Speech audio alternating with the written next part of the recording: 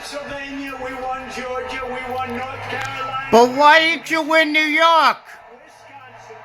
You got Staten Island. We won Nevada. Hello.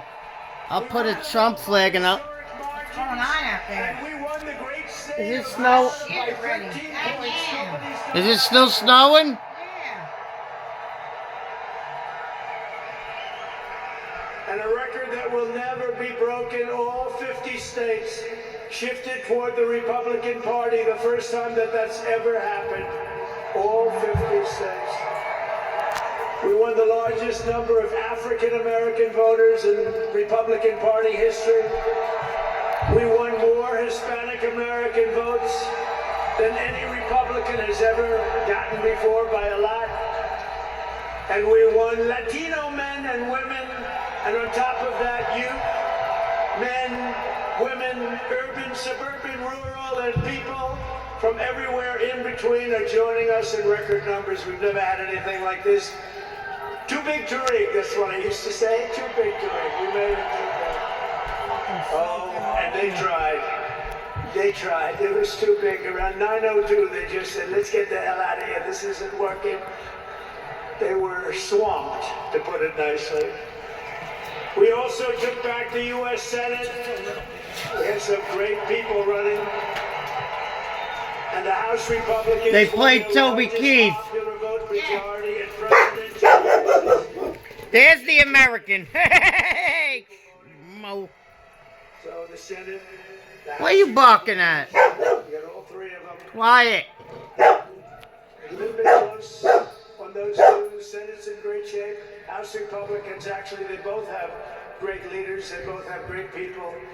Heading John Thune is fantastic. And if you look at Mike Johnson, he's got pretty tight majority, but actually it's very tight, but it's very good because we vote unified. We're really voting unified, and so it doesn't make I'm much lucky I difference was in in the Manhattan election that day. of 2024, which will be the most consequential election in American history.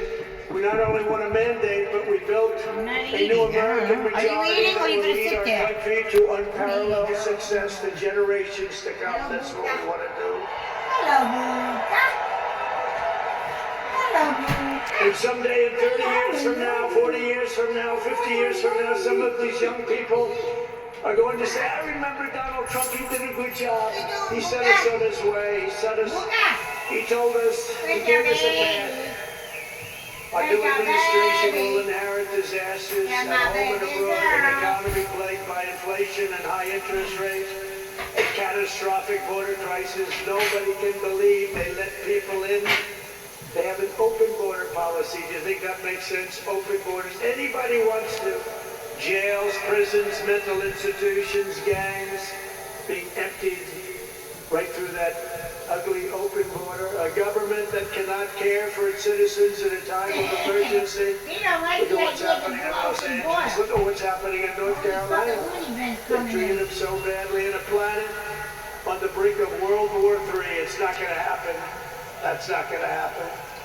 But starting tomorrow, I will act with historic speed and strength and fix every single crisis. Yeah, you got TikTok extended 90 days.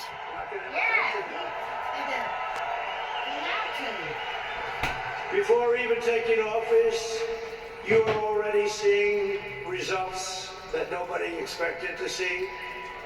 Everyone is calling it I don't want to say this, it's too braggadocious, but we'll say it anyway. The Trump effect. It's you're the effect.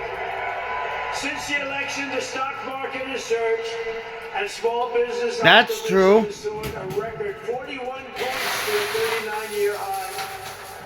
Bitcoin has shattered one record high after another. The major investment company known as DeMac, the properties, has announced that it will be investing between $20 and $40 billion in the United States, and SoftBank, another great company, has pledged between $100 and $200 billion. These are all investments that are only being made because of the fact that we won the election. And we create jobs for hundreds of thousands, even millions of Americans. Today I spoke with Tim Cook of Apple. He said they're going to make a massive investment in the United States because of our big election win.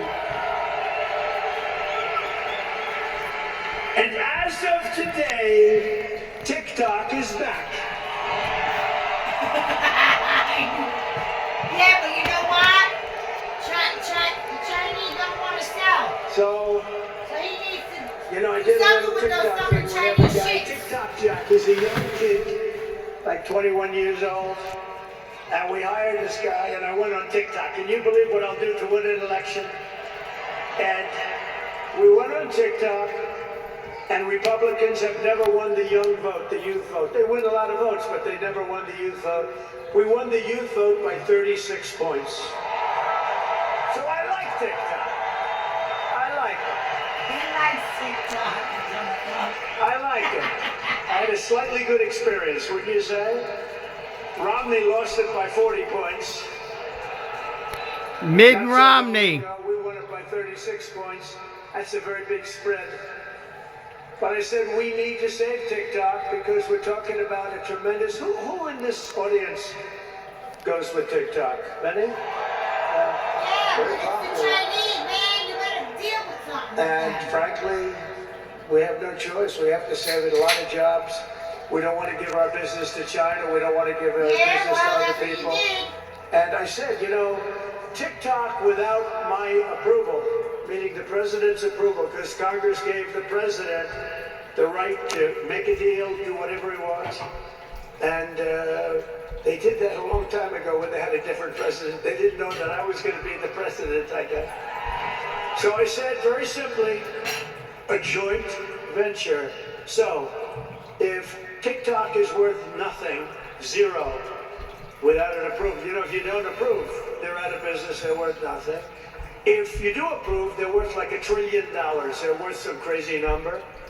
So I said, I'll approve, but let the United States of America own 50% of TikTok. I'm approving on behalf of the United States.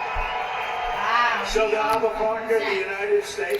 He owns it half. The United States will do what we call a joint venture.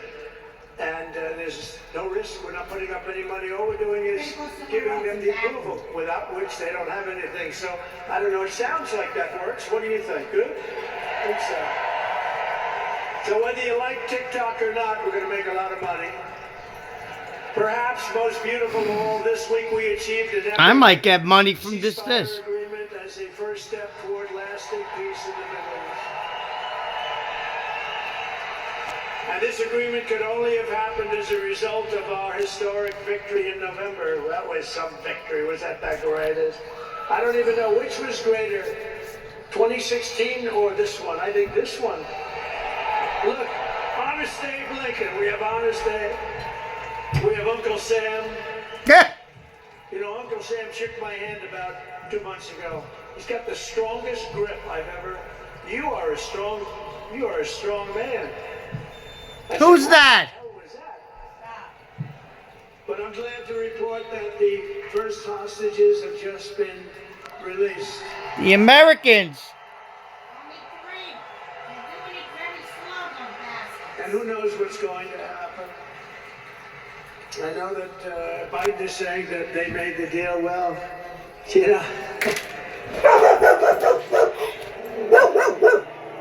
okay. Okay. It's all right. Go lay down. If I were president, would have never happened. There was not even a profit. Iran broke. They had no money for Hezbollah. They had no money for Hamas. They had no money. They were broke, totally broke, and they would have never done anything. But they did it. So I like to think back to the past. I said, if only the election weren't rigged, all the things that would have happened, that would have been so good. But it was. We're not going to let that happen again. I want to thank my friend Steve Witkoff, who I think is here. I know he made a beautiful speech. I heard he made a great speech. But he's an amazing guy. I said, I got to get myself a negotiator. We have to get a good negotiator. A lot of guys are knowledgeable, but they can't negotiate. They don't have the personality or whatever. And Steve does, and Steve's a great negotiator, very successful.